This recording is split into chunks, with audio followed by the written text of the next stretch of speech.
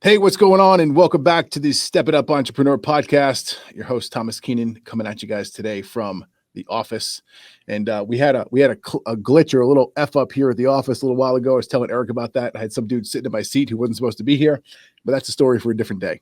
All is well, and we got it sorted out and figured. We're about 15 minutes late to getting into the actual recording of this. But hey, man, whatever. Bottom line is Eric is here. He has showed up. Mr. Eric Fortenberry is I believe you're the CEO and founder of JobTread. Is that correct? Yep, that's right. Sweet. So we were just having this conversation a moment ago before we hit the record button. And JobTread has come into my circle recently a whole bunch. My buddy Mike Claudio went and spoke at your event recently. Madeline Stout, who's another person that I'm really good friends with, and we do business as well. She was in here in Dallas and doing stuff with you guys at the event. I sat in on a JobTread demo with one of my clients who's in the construction space, who does pools and patios out of Houston last week. And we had a conversation with a gentleman named Zach on your team, and he did a fantastic job with the demo. And fast forward 48 hours later, and one of the people who's on my team who runs my social media is also a client of mine, Caitlin Young. She's like, "Hey, I got an introduction for you. This guy, Eric over here, he was a great guest on my show." And I was like, "Oh, come on, get the flock out of here with this." So it's just amazing how things just align. And when they do, why not just take advantage of it? And I kind of said to you before we got going here, the intention of this episode is to kind of hear a little bit about your backstory. What made you come up with this amazing, fantastic software that you guys have now produced and put together? And it's well put together from my experience I've had with it so far. I'm very genuinely interested in what makes you tick and what has brought you to where you are today. So give me some backstory on who Eric is and how you got into software.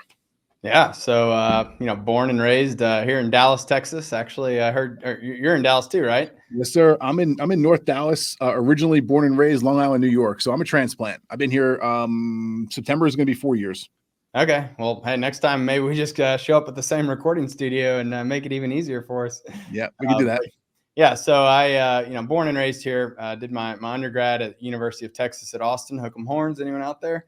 But basically right after I graduated, ended up, I went and I worked at a boutique investment bank. I was there, one of their first financial analysts, kind of just like this one deal that I got on. The very first deal I was on, it was these two kids out of Vanderbilt had started up this software company. They bootstrapped it out of their grandmother's basement, like $3,000 each, and ended up, the original concept was like online flashcards for students to prepare for the state standards that they had to take, ultimately get into college. And so, long story short, though, No Child Left Behind Act came along, gave funding to all K-12 schools. And so these guys, like, tiny little basement company just blew up overnight. They came to our bank, probably 5 years in or so, and just, didn't know what to do. They had grown the business. I think they were doing something like 14 million in revenue, 8 million in profitability. And, we're just, kind of like, hey, we don't know what to do next. And so, this was, an opportunity for me to really dive in and learn all the details of it. And so, like, I built the whole financial model, wrote the book to sell them. My bosses even sent me over there to their office. I read every single contract, scanned it into like this online data room, and, basically just fell in love with the whole software as a service model. Yeah. It's just, it's such a scalable business model. And, we ended up selling those guys company for, $112 million, huge, deal for me to be sitting there, right out of college, passing these guys two huge checks right across the table, thinking, man, like I'm on the wrong side of this table. And, it was along that same time frame that a girl of mine who I was dating, we kind of went off and on, but, I was dating this girl, and she ended up breaking up with me saying, screw you, all you care about is working and making money. Just go call my ex-boyfriend, And so I called him, and he had been the software developer at the University of Rochester, and he had created this online, group management site for his National Honor Society when he was in high school, and kind of set this thing up. And I was like, man, I just graduated from UT. Like, I ran a student organization. This would have really benefited us. And, long story short there, like, we ended up partnering up and rebuilt, what he did. We repurposed it for college student organizations. And so we started selling it to student groups around colleges. I ended up quitting my job at the investment bank to go full-time on this, bootstrapped it out of a 5-bedroom house in Austin, Texas. And we started, just kind of driving all over, trying to sell this to student orgs. A couple of the student life offices found out what we're doing. Like, hey, that's really neat, but what can you do for us? Like, well, what do you need? And they're like, well, we want to oversee and manage these groups. We want to take all of our calendar online, our forms, be able to send out communications. They're like, all right, great. So we transitioned to start selling to the departments at the of student life, and then all the other departments around campus start saying, hey, what we could do that too. Rec sports, resident life, fraternity and sorority life, like so we ended up started selling to the vision, and ultimately all the way up to IT. And we took that company to, it was like over 650 universities in 13 countries, had over 20 million users on our site. Wow. When we ultimately we had this investment banker came, and he's just like, hey man, can I just go do a quick little market check, kind of see what value you might be, what you guys might be worth, like because we told him we're not really interested in trying to sell this thing, like we've got a really good thing going. And sure enough though, like he comes back with all these people wanting to buy it, and so kind of got in that situation where it's like, well, bird in the hand, two in the bush. But we did ultimately end up deciding to sell the company to a private equity firm. So I have learned the hard way all of the downsides of doing that, because they ultimately came in 1 year and 1 day, fired me. They fired my dad, who was our CFO, and basically just kind of took the product. They said they were going to. They ended up buying our biggest competitor too, and so they said they were going to combine the best of both of them. But it didn't quite work out so well for us. Essentially put our product on the shelf and like gutted my company. And so it was just like gut wrenching, to see that happen. Like, I mean, this is like, we had like 50 something employees, my family, like I had put my blood, sweat and tears into this for over a decade. And, to have these guys, literally just some guy from New York, wearing a tie flies down and just like fires you, you get ousted from your own business. Like, I mean, it was a very, very hard thing, for me to deal with. But I think at the end of the day, it was, it was a blessing in disguise. My biggest takeaway from that company was that, I chose the wrong market. I chose like such a small market, and I didn't fully understand that or appreciate that. I was 23 when I started that company. There's only 5,000 universities in the U.S., another 5 to 10,000 worldwide. So yeah, that was probably my biggest takeaway there. But again, but by no means am I complaining, whatsoever. It was certainly a phenomenal opportunity for me, for my family, for all of our, kind of investors, employees, who had some skin in the game there. But, I was hanging out, probably going on 2 years, starting to get, really bored, doing a whole getting lot that itch again, right? Yeah. It's once an entrepreneur, like, it's very hard for me to just sit down and do nothing. And so, I started doing all these home projects, remodeling bathrooms, doing electrical, building all sorts of, built drones and, robots to crawl under our crawl space, and like just trying to figure out what in the world to do with myself.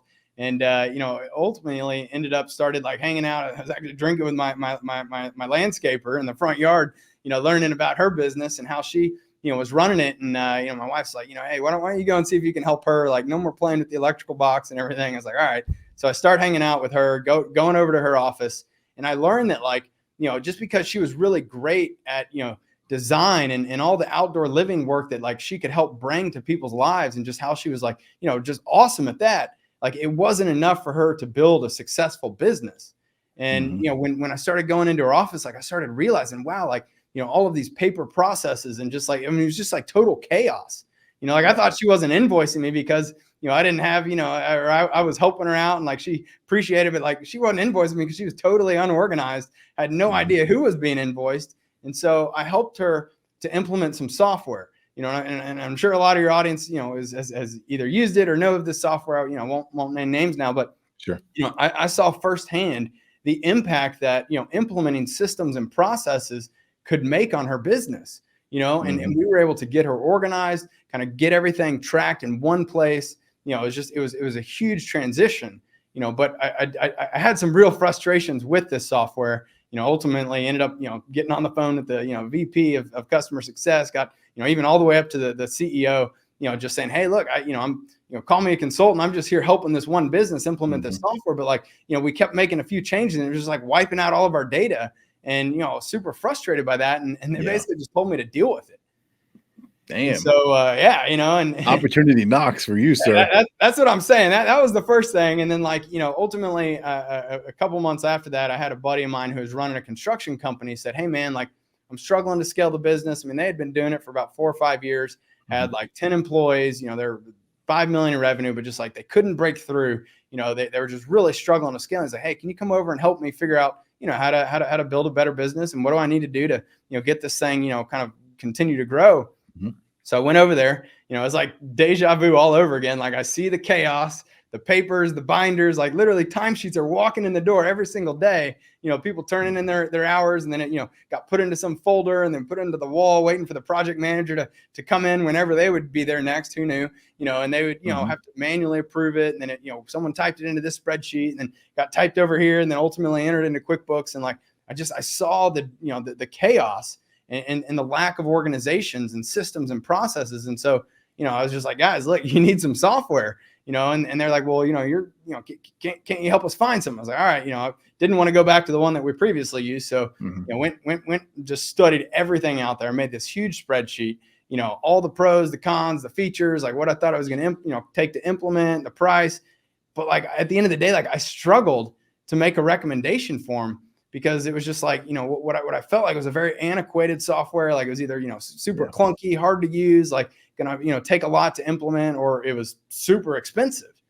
And, the guys are like, well, you're a software guy. Can't you just implement something? Yeah. I was like, well, hold on. That resonates with me big time, because, I do coaching, mastermind stuff now. I got a couple other projects going on business wise. But my core, I come from the service-based business. I didn't work on houses. I was an automotive guy, right? And I spent years installing high-end car audio and building custom cars. And then I transitioned into GPS tracking and dash cameras for commercial vehicles. So the construction guys that you're servicing now, we were installing tracking devices in their vehicles. Yeah. And I hired the first coach, consultant, whatever you want to call him, years ago. And the guy sat down. And the first thing he asked me, he's like, hey, you guys are really unorganized. You have a CRM? And I was like, what's that? Yeah. Right. So red flag number one for small businesses out there, like if you don't have a CRM and don't know what it is, like, hey, you need to get up on the terms there. So he looks at me and he's like, asking these questions. And I was like, just floored that, like, oh my God, I didn't even know that stuff exists. So he sent me off on a project. He goes, look, and at the time, I don't even know what it is now. Okay. This is going back probably 7-8 years ago. He goes, go do some research on CRMs. He goes, these are 3 or 4 that I've used in the past that I like, but go do your research. I found at that point over 400 different options in the marketplace. Similar to you, sir, my nerd brain went and built the big ass spreadsheet, and I put all the pros, the cons, the bells, the whistles into the spreadsheet. And the problem that I ran into was analysis paralysis, because I had so much data in front of me. I was like, none of these are a good fit. However, there's a couple I'm leaning to, like I didn't know what to do. And I ultimately made a choice because I had some people in my circle, my network at the time, that were familiar with one of those softwares. And I made the choice, and I don't regret making the choice because it served me later in my career, but it was one of the most difficult softwares to use and implement at the time. And I chose that as the very first one I was ever going to take on. So, it's amazing how similar the paths here kind of are. But I think it's fantastic that you actually, took the ball, took the opportunity, ran with it, and turned it into what is now JobTread. Yeah. So my question here for you is, when did you officially launch the project of JobTread? How many years have you been in business now? And like, what's the intent? What's the goal? What are you guys trying to do? Yeah. So, and again, it is that, it was very challenging, when you got all this stuff and, what do you want to do? And those guys were like, you're a software developer. Can't you just build us something? I was like, well, hold on. Again, a lot of people think it's just super easy to just create some software and, you just do a few things and then it's done. It's like, no, like you're not, in a position to be able to maintain this. So ultimately though, that they ended up, making me a partner. I took over CEO, spent 1 year, building out JobTread from a needs basis, so that was in 2018. We grew them from 5 to 8 million in sales that year, increased their gross profit by 43%. Oh yeah. And that was, so 2018, last year they actually just broke $20 million in sales, which, huge kudos to them for keeping it going. But, it shows you the right systems, the right processes, you can hit your goals, you can scale your business. But it was after that year, because I told them, I was like, look, guys, I'll give you 1 year, my undivided attention, my full blown focus on this. But at the end of that year, like, if this has the potential to be my next company, then, I'm going to want to be able to go off and do that. And so 2019 was when, I basically went and I recruited some of my software developers, my designers from my last company, and we started JobTread in 2019. So we built for a few years. We started selling it in 2021. kind of right after the pandemic started to open up, we got to go back out to trade shows. We got it to about 200 companies, that year. 2022, we got it to 1,000 customers. Last year, our goal was 2,000. We ended around 2,200. This year our goal is 4,000. We're already sitting at like 2,500 customers. So, we continue to grow, and add, more businesses to it. Yeah, that's fantastic. So here's my question for you from a software architecture standpoint. You got a lofty goal of, the 4,000 users. You're at 22 or 25, you said now. 2,500. Yep. How do you ensure during the building and the scaling process of the back end of the software that it is going to be functional and usable when you hit a certain amount of users? Like what's the framework have to be like, or what needs to go into place to ensure that it's going to be sustainable when you put heavy load on the system? Yeah, I mean, I think at the end of the day, it's all about who are the developers, right? Who is building this? And so, my co-founder, CTO, I mean, Casey Foster is phenomenal. He was running and helped build the first software company that we're at. He had, in between that and this, had worked at another CRM, huge CRM. So it's all about making sure that you've got the right team and people who have the experience to build a scalable web app. And it's ultimately a lot of it comes down to choosing the right technologies, having that right infrastructure in place. Everything's hosted on the Google Cloud. We're using a language called React. JavaScript is kind of the front end. But it's ultimately like you got to have the right people in place. I do see a lot of people spend a whole lot of time up front focusing on scaling when they don't really need to be focusing on scaling. They need to be focusing on getting kind of that MVP, that initial feature set out there, and getting those early adopters and those early customers to give you feedback. So it is kind of this balance of making sure that you do what you need to be able to scale it. But at the same time, like, you got to make sure you're building something that's worth scaling, that people are starting to adopt. And so at the end of the day, I mean, luckily Casey is very like OCD, like efficient. Like if anything takes, longer than a second to load, like he's like, really mad, and he'll go in and figure out how to optimize the queries or make it load faster. And so, I think it takes having that, that focus. And again, like I'm very anti outsource, really anything. Like our entire development team, we're all in-house, our design, like sales, marketing, customer success, like literally our entire team, we all work from Dallas, Texas, right here in the same office. We don't do the remote thing. We don't, offshore any of our development. And so, just having it right here really helps us to build it out, all together as a team. So that sounds like a very intentional culture that's been implemented on your behalf, sir. Can you want to expand on that a little bit? Like what's the reason, and why do you feel it's so important to have everyone under the same roof and in the same house? Yeah, so I'd say it probably comes back to my first company that I bootstrapped out of a 5-bedroom house in Austin. Like I literally, like I shared my bedroom with the director of support. So he had a desk in the corner of my bedroom where, like, from 8 a.m. to 5 p.m. he kicked me out of my own bedroom. But it was like we were truly living this thing. And so I learned, like, the value of having everybody all together. Like there's just this energy that gets created. When people are around you, like they can feel your wins, they can feel your struggles, like you can just be there together, as a team. And so, I think that's just been like one of the biggest things for us is like when you're trying to build software, like just being able to walk over to the developers and point and say, no, this needs to go over here. That should be right there. Like, it just, the feedback loop is so tight. And it's so easy for us to be able to kind of have that, on the spot instantly, that ability to collaborate with our team, so, or maybe it's our customer, calls in, is like having trouble with something, and like, it's something that we can't figure out. Well, we can immediately just walk in with them on the phone and like, hey, show it to the developer and just get it resolved so quickly. So I'm a big believer in, working together, building a really strong team of people who want to spend time together. Like at the end of the day, like you're going to spend more time with your, working with your colleagues than you are with your own family. And so it's so important that like you build a culture that, is going to like make people want to come in and want to be part of it. You gotta build the right team, find passionate people who are, hardworking, smart, devoted to, kind of to your cause and to your mission. but ultimately it's all about creating a great place to work for them. And, I think you don't get that same thing, when you're doing it via Zoom and you're having to schedule a call to go through something. And it's just, there's something magical about having everyone all together in the same place. Yeah, I do agree with you. I've done it both ways, and they both have their pros and cons for sure. But there's nothing that can replace the face-to-face interaction, going to break bread with someone, going to grab a drink or a cup of coffee and having a real genuine conversations that just continue to foster human connection. Right. So there's definitely something to be said about that. And I think you guys are doing a fantastic job with it. So, so what's the goal here? What are you trying to accomplish with JobTread? What's the big goal that you guys are trying to tackle here and overcome? And like, how are you looking to serve the industry? And I'm going to tail on to another question here.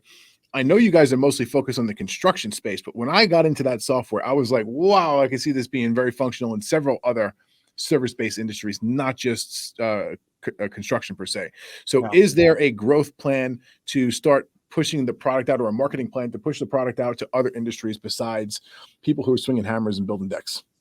Yeah, I mean, so what's the plan? I mean, the plan is that we genuinely want to be the standard for managing construction projects. Mhm. Our goal is to get this into tens of thousands, eventually hundreds of thousands of builders and contractors' hands, to help them be able to build better businesses, more scalable, more profitable, businesses that that it's just going to help them be, more successful overall. I mean, again, I'm not in this to try to, have this quick flip. I mean, I've already had my big exit. Like, we're good to go. Like, my dad's my CFO again. Like, we have that same family culture here. Like, this is about giving back. It's about helping other entrepreneurs and business owners be able to be successful. And so we genuinely are very, very passionate about helping others, to build their businesses. Because I know firsthand the impact that, having my dad and having other mentors and coaches in my life have helped me. And we want to be able to give that, back, pay that forward, if you will, to,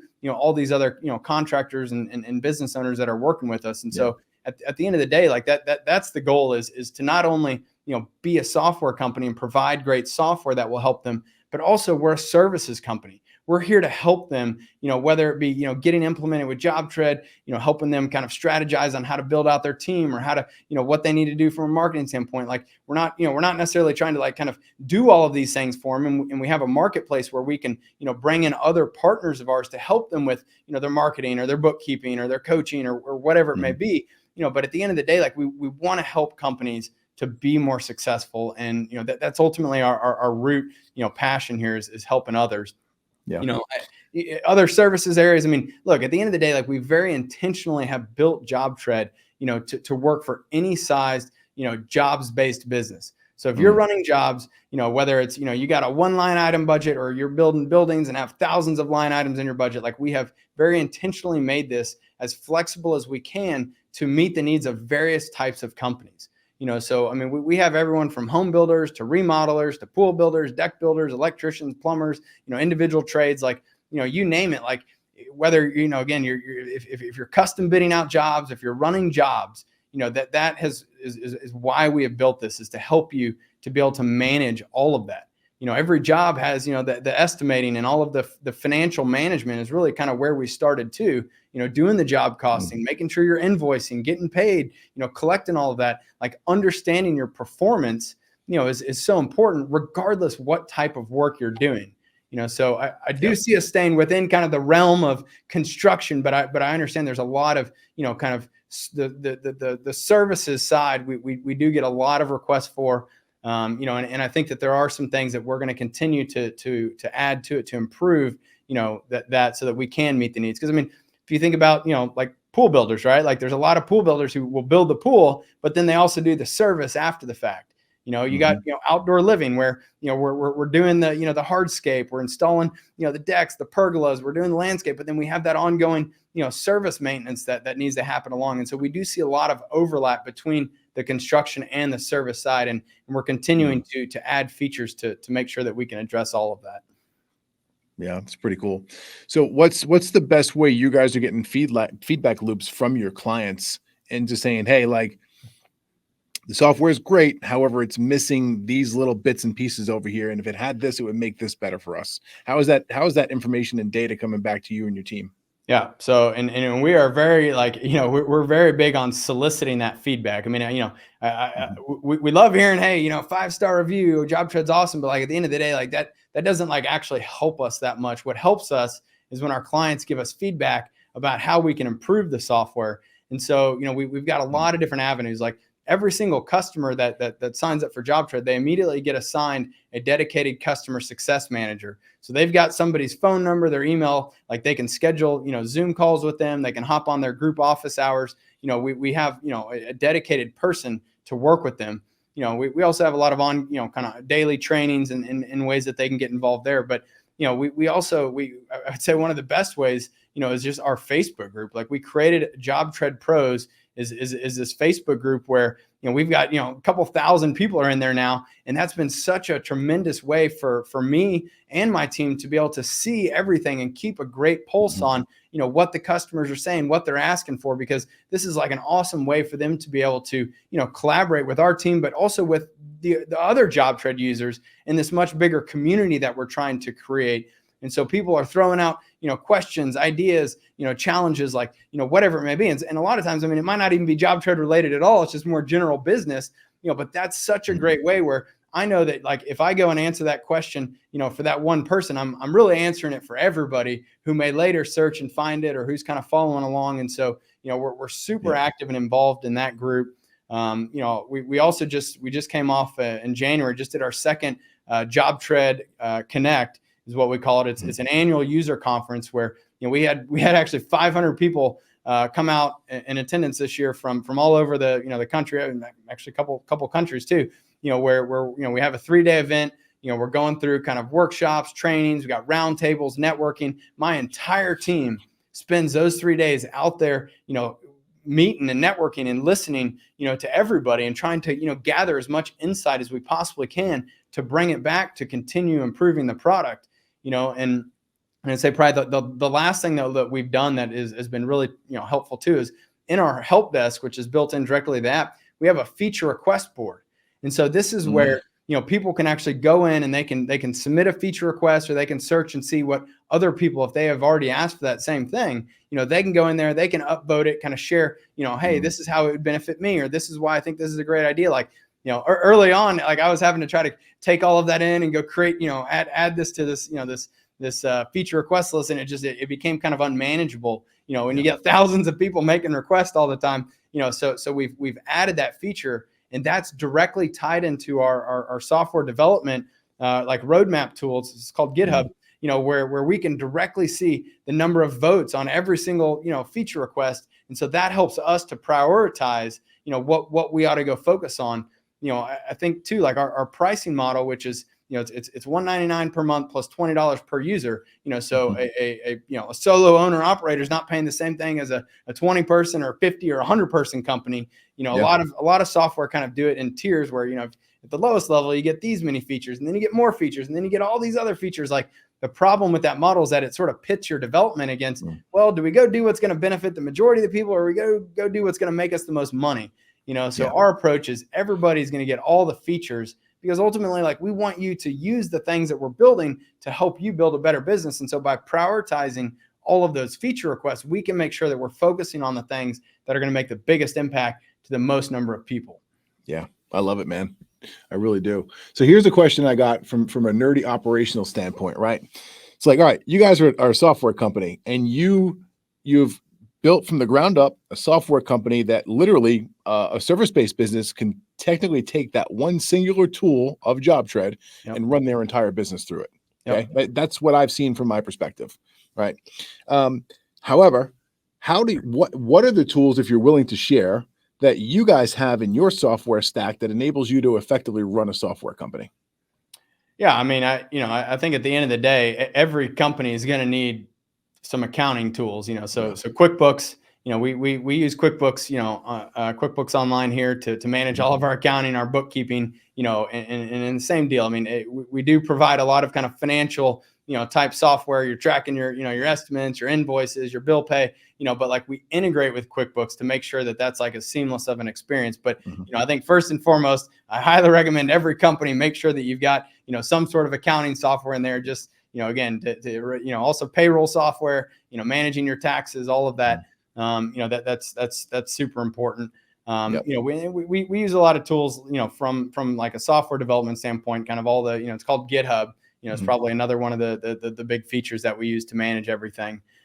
So for us, those are huge.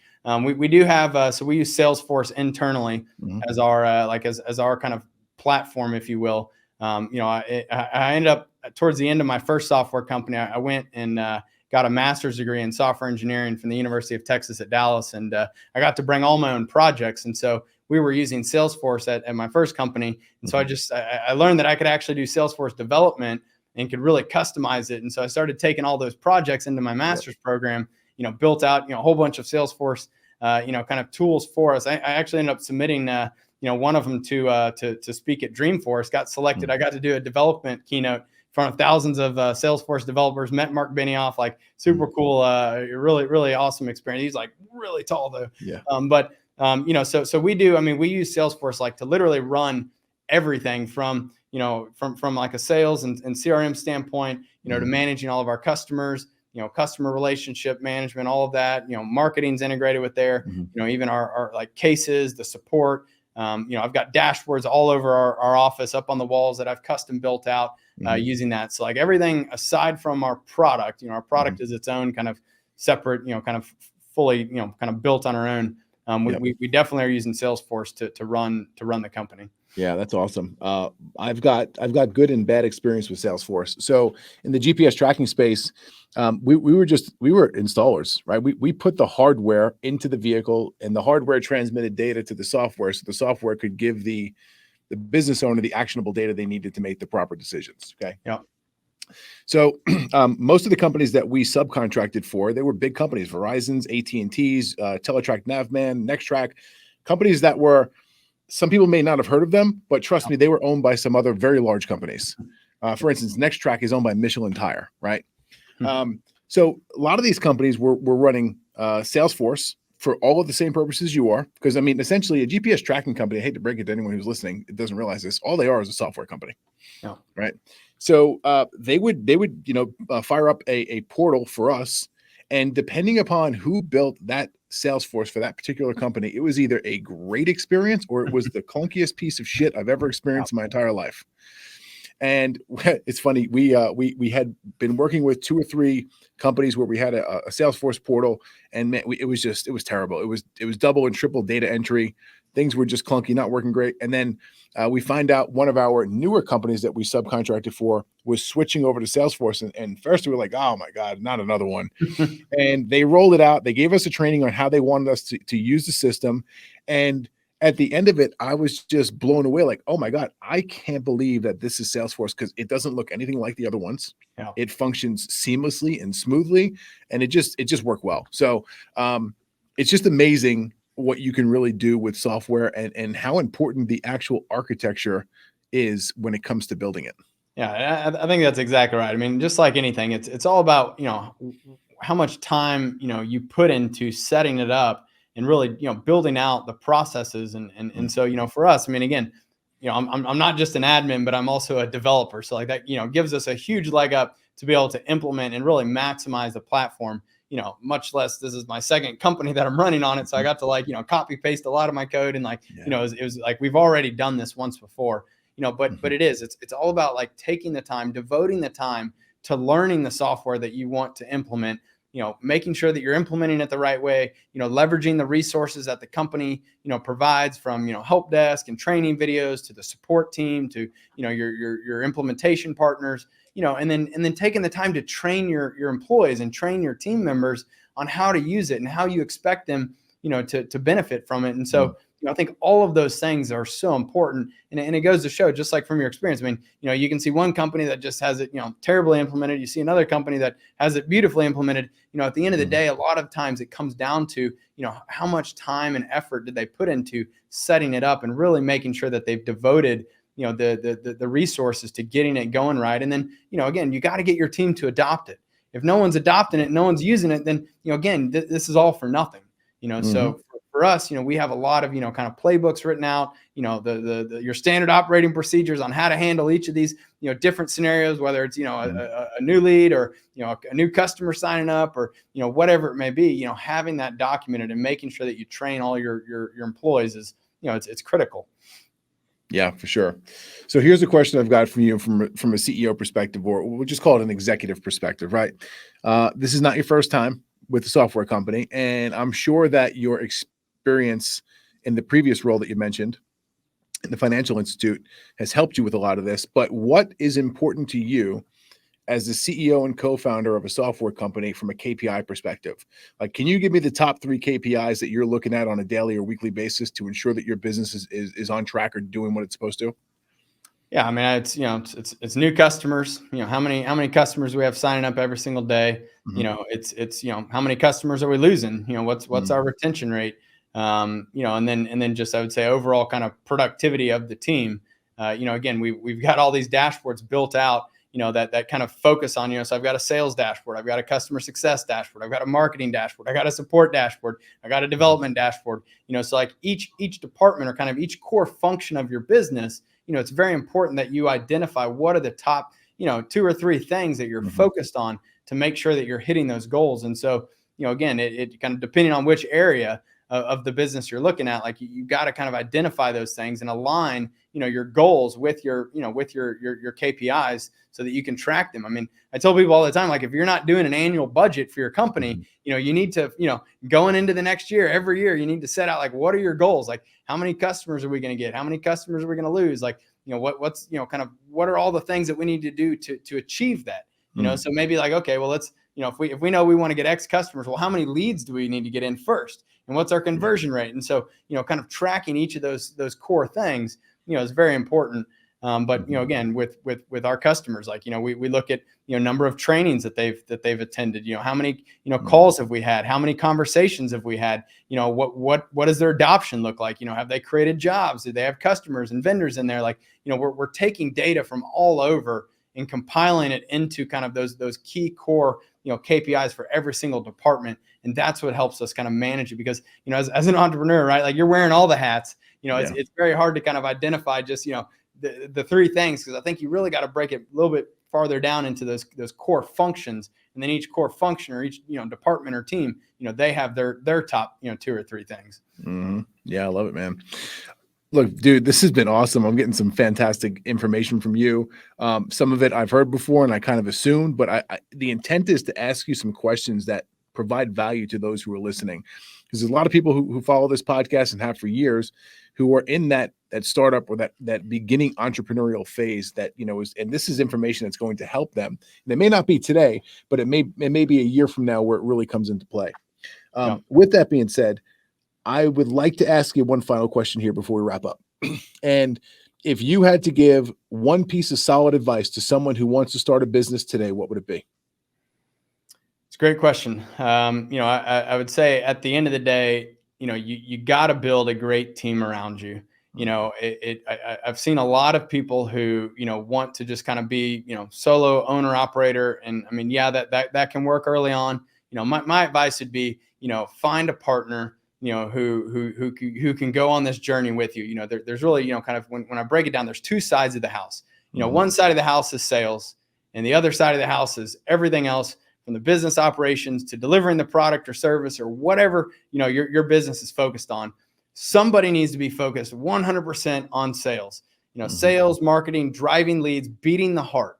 You have to have somebody focused 100% on beating that heart to make sure that you can keep feeding the beast, like keep bringing in the leads, keep closing them, keep generating revenue. Like, you don't want to have to keep going and borrowing more and more money or taking on debt. Like, to the extent that, like, somebody's always focused on sales is huge. And so, again, then the other side is the delivery, the operations. So, give you a little more example. My very first software company, so my co-founder, he was, head of, he headed up all the sales. Had just gotten back from Iraq, basically came on and said, like, I will make this a household name in every university in the country. I got sales, you deal with everything else. So that was a perfect, he focused on that. I focused on, the operations, building the team, figuring out how we're going to build the product, yada, yada.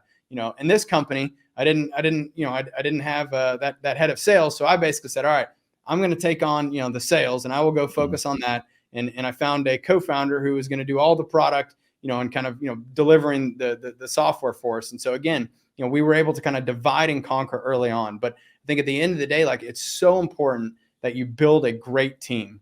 Your team is what is going to make or break this for you. You got to have the right people in the right roles, and then you can figure out together how to drive that bus, where to drive that bus.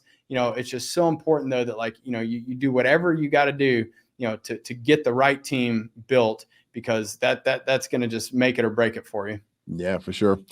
I agree with you wholeheartedly there, sir. And in my opinion, in my experience I've had with, standing up a handful of small businesses at this point in my life, for me, doing the work, the technical work, even selling, like none of that was really difficult or hard for me.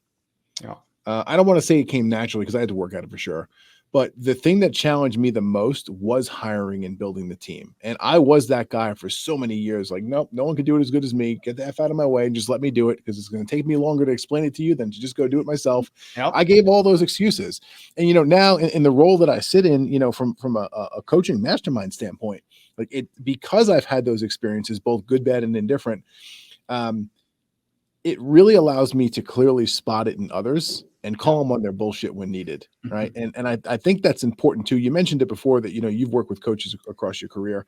And I think it's something that's truly important for all of us. We need to be challenged. We need someone who's going to help also guide us in the right direction if we don't know what's going on. For instance, at the beginning of this podcast, you talked about two gentlemen started a company. They hit around the $8 million mark and said, hey guys, we don't know what to do next. Please guide us in the right direction. Oh. Right. So, I mean, obviously there was an interest there for the company you were with at the time, but you guys helped them, and then you in particular helped them do certain things, which then brought on more revenue into the company. Yeah. So if you're stuck, reach out to people. And it doesn't always have to be a paid engagement either. I will be the first one to tell you that. Like, even though it's one of the ways that I make my income, like, it doesn't always have to be a paid engagement. There's going to be good-hearted people out there, right, who are willing to hop on a call with you, hop on a Zoom, give you a couple of pointers and share some direction with you and say, hey, I always went in your shoes, and this is what I found. Maybe this will help you, maybe it won't, but go this way, and I think you'll do okay. Yeah, and it seems to me, that seems to be the same mentality that you have over there at JobTread with your clients. Even though your main role and purpose is to provide this software to make them more efficient, make them more organized, systems, processes. Great. I get all that. But you're also willing inside that Facebook group and other modalities to help them in other areas of their business. And sir, for that, I truly commend you. I think it's amazing. Yeah, and I, just to reiterate your point, I can tell you again, and I've got a very unique vantage point here, getting to see thousands of companies, come into JobTread, implement the software. Like, I've seen so many of just stumbling along, and then they go and they find their tribe, they find that group. Whether again it's a coaching group, a mentor group, it's a local group, it's our JobTread Pros group, like whatever it may be. Like, you can just see the trajectory of their business just shoot up. Like they're just get so many fresh ideas. Like they're invigorated, like with people who are encouraging them and holding them accountable and helping them, to know what they don't know. Like, you don't know everything that you don't know yet. And so like, this is a way that you can learn from others. And you're right, Thomas, like so many people are naturally like inclined to just want to help you. People like to see success around them and to help others around them. And so it's about finding that group, finding that tribe, that community where you feel like you're a part of them, you can relate, you can understand, and then just having those real conversations, I mean, that's where, again, having a coach, like somebody who can help you, break down all of your mental, barriers, those hurdles, those things that, like, a lot of times it's a mindset, that can help, make you or break you. And when you can overcome those things, like, you can build such a better, more scalable, more successful business. But, sometimes you got to be able to see the forest from the trees. And so, figuring out how to get above, everything, to look down and reflect and understand, what do you need to do? What changes do you need to make? You can't beat yourself up every single day. You got to understand, being an entrepreneur, you're on a roller coaster. You're going to have ups, you're going to have downs. And those downs though, man, as much as it feels like, oh, I want to quit. I feel like the world's caving in on me. You got to just appreciate them and know that they're going to make your ups that much better. You're going to be that much higher because, you went down that valley and then pulled back up, and just take that momentum, take it all in stride, and know that no matter what comes your way, you can overcome it. For sure. I love it, sir. Hey, I really appreciate you coming in here today, Eric, and sharing your knowledge with us, talking about, your software company, JobTread. And I really look forward into diving deep and helping some of my clients, kind of get it implemented and seeing behind and underneath the hood a bit more and seeing what's possible. And you got my word. I'm going to continue to push and recommend the product to those who I feel it's a good fit for. And once again, man, thank you so much for coming in here and just opening up and sharing with us as best as you possibly could have. Yeah, absolutely, man. And Thomas, I want to thank you for putting on this, this podcast. Cause again, I've got my Builder Stories podcast. I know it's a tremendous amount of work, to record these episodes and to take the time to do this. And again, just like you, you're doing it out of the goodness of your heart to add value, to add education, to help others. Kauffman Foundation said when people meet, aspiring entrepreneurs, they're 8x more likely to become an entrepreneur themselves. So the work that you're doing is very much appreciated as well. Thank you for helping, create this valuable content to help inspire others, because, it's not easy being an entrepreneur, but man, when you get in there and you start having that success, it is more rewarding than anything else that I could ever imagine. I don't know how I'll have any other career, but it takes having people around you that can truly lift you up. And, I just appreciate everything you're doing for the community as well. Man. Thank you so much, sir. This has been great. I want you to have a fantastic day, and I look forward to connecting with you in the near future. All righty. See you. Thank you for tuning in to the Step It Up Entrepreneur Podcast. Make sure you head over to stepitupentrepreneur.com and make sure you subscribe so you never miss an episode of the Step It Up Entrepreneur Podcast.